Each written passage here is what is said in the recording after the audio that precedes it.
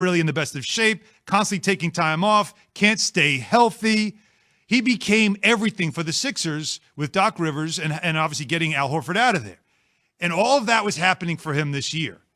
And then the knee buckles. I've had 2 ACLs. When I watch that injury, I can't watch it without getting sick to my stomach. Yet, see?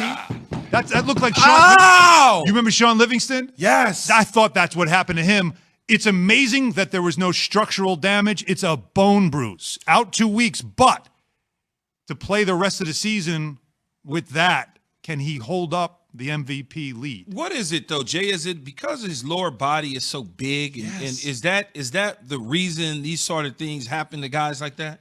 I mean, what is Joel Embiid, Allen? 270? Yeah, about 280. But I'm just talking about his lower, depending on his Well, that's what lower I'm saying, body like is crazy for a big. You know, I was texting, this is last week, one of our producers, Alan, and you know, we always rap on text chain. And I was just like, I'm gonna tell you guys what he said. He's like, man, we got the worst luck in Philly. He was like, if it's the Howie Roseman back in the broom closet office, if it's AI getting his hair braided by his mom at the game, if it's Sam Hinkie and that whole debacle and Colangelo on the burner account, if it's Big Jaleel Okafor's dad and how he wanted to literally right behind the bench for Brett Brown, cursing him out, saying he wants to fight one of the guys, and then getting caught for the speeding ticket on the highway going to $120. Word other than fight. Yeah. Fair. Yeah. The Fultz injury, that happens, and now Carson Wentz. And like it's like I'm watching it, and that's Alan, this has always been one thing. I'm like, hey, look, Joel Embiid is a beast. He's a beast. I picked Philly 2 years ago because I thought they were going to be it. I got loomed into this whole thing about Ben Simmons and summer shooting, and I started to believe in it from his, you know, the little things he posted on social media. Never believe the summer workout I know, videos. they caught me.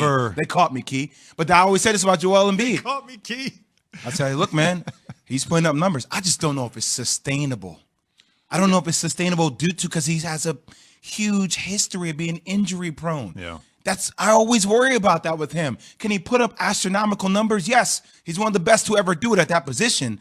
But I just don't know if he can complete full seasons. Yeah, if you go all the way back to 2014 from the foot injury to where we are today, I mean, he's had a lot of issues in between. But, you know, it's just, so to speak, it's just bad luck. I think I think if he's healthy, there's still a viable team, a very good team.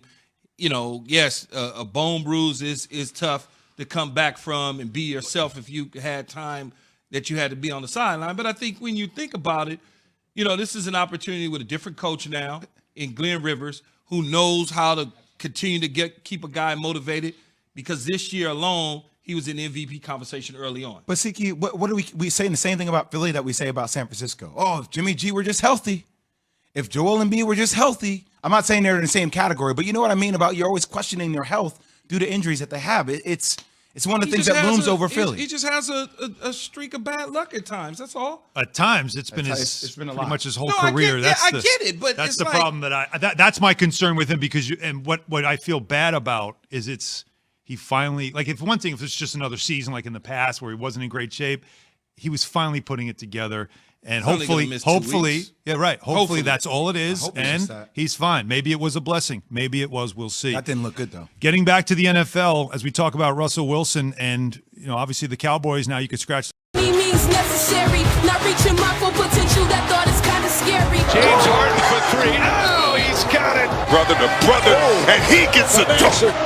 Lillard, step back. It's Dame time.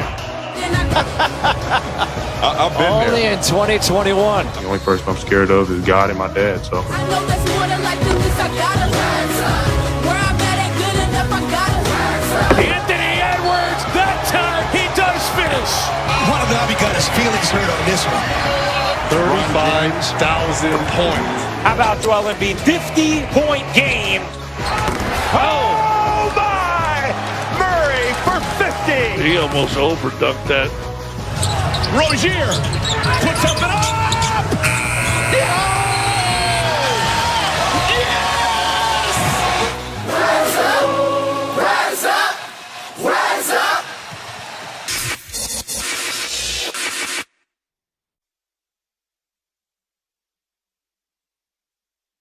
From A to Z. From A to Z, brought to you by Merrill, brought to you by Merrill. Merrill Edge, self-directed, helps putting investing goals within reach. Get started at merrilledge.com/within reach. Merrill Lynch, Pierce, Fenner, and Smith Incorporated, registered broker, dealer, member SIPC. Lakers dropped their third straight. Just reporting the facts. They missed Anthony Davis. Wizards win 127-124 over the Lakers in overtime. LeBron says it's going to be a little bit of a slog without his wingman. You know, it's a challenge for us. It's a little adversity. I mean, you know, the injuries and things that's going on with our team. And, you know, obviously AD being so, you know, is a big piece of our team. I mean, a huge piece of our team. And then you add Dennis not being out there, another ball handler, another scoring guy, another commander of our offense and our defense. It's a big blow for us. So, you know, we're in a rough patch right now, but we'll figure it out. That's for sure. And Dennis Schroeder is their third leading scorer. LeBron, AD, Schroeder, they don't have leading scores 2 and 3. How concerned are you? Well, look, I think this team will bounce back. Obviously, them playing against the Utah Jazz, their next game, if Dennis Schroeder is still not available, it's going to be a loss. But here's the real question you have to start asking yourselves if you are Frank Vogel or Rob Pelinka. How do you manage LeBron James minutes? How many games do you sit him out? You have to start thinking load management for LeBron. I do not think seeding is as important in this race. I mean, look, obviously you don't want to play to a degree against Utah. You'd rather have Utah play the Clippers, but with no fans in the stands, it doesn't really matter. It makes sure that LeBron James is healthy and ready to go and fully rested when you get to that point of the season. So you have to start building in some strategy for him to get some nights off. Lakers have been better on the road than at home. And tomorrow, as Jay said, they'll be on the road again. Big spot, NBA on ESPN, doubleheader. Lakers Jazz tomorrow, 10 Eastern time. We'll start it out with the Warriors and the Pacers at 7:30 Eastern. Both of those games tomorrow on ESPN. So we had a little fun with this before the break. Time is something that we haven't had over the last year and a half. And now it's time for me to adjust again and see ways I can be even more effective to help this team win ball games. Because that is the sport that we're in. We're in the winning business, and I've always been a winner. So it's time to click into that. All right, Stephen A., obviously the Lakers are without Anthony Davis. We're just hearing from LeBron. Do you think it's fair to ask LeBron to do even more? Well, to me, yeah. And what I mean by that is that do more scoring, run the offense. That's it. I don't think it is. I think it's necessary because the ball is in his hands. If he was a guy that was averaging 25 and 27 because you had a point guard and other leaders on the squad that were distributing you the basketball and your job was just to put up points, that would be different. But no, he's the point forward. He's the brains behind the operation. He's the ultimate, orchestrator. And because that's the reality of the situation with any team that LeBron James on, but specifically this Los Angeles Lakers team, I don't think it's unfair to ask him to do more. It's not implying that he's not doing enough. It's not implying that he hasn't done enough. It's simply implying that with the absence of Anthony Davis, things have to change, and they can't possibly change unless LeBron James facilitates that change, whether it be continuing to get more of the right people involved, or when to insert himself and get himself even more involved, when to define or decide whether you're going to be assertive and aggressive or whether you're going to be passive at particular moments in the game, in the flow of the game.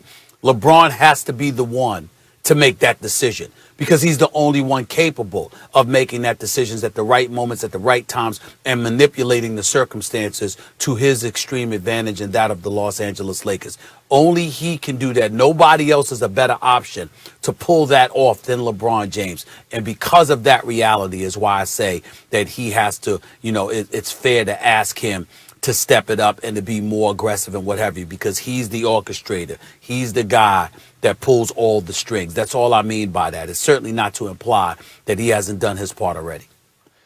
I don't know what more LeBron James can do. I don't know what more we can expect from him. I mean, he's given you 26 more or less, 8 and 8 with a steal, shooting almost 37% from three, taking 7 threes a game, give or take. I'm just rounding up or down depending on, where the decimal point is there with those numbers.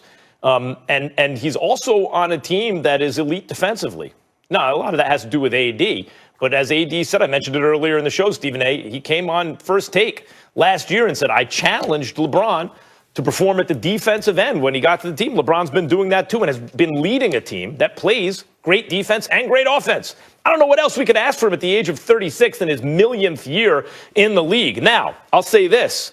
The danger in asking LeBron to do any more at his age, given the miles on him, because he's also playing 35 minutes a game, and he's not missing games, right? Remember at first when we weren't sure what was going on with AD, Stephen A., and you were critical, like, hey, if LeBron's playing, you're playing. I know that was before we understood the extent of the inflammation and or the Achilles tendinosis, right? Yep.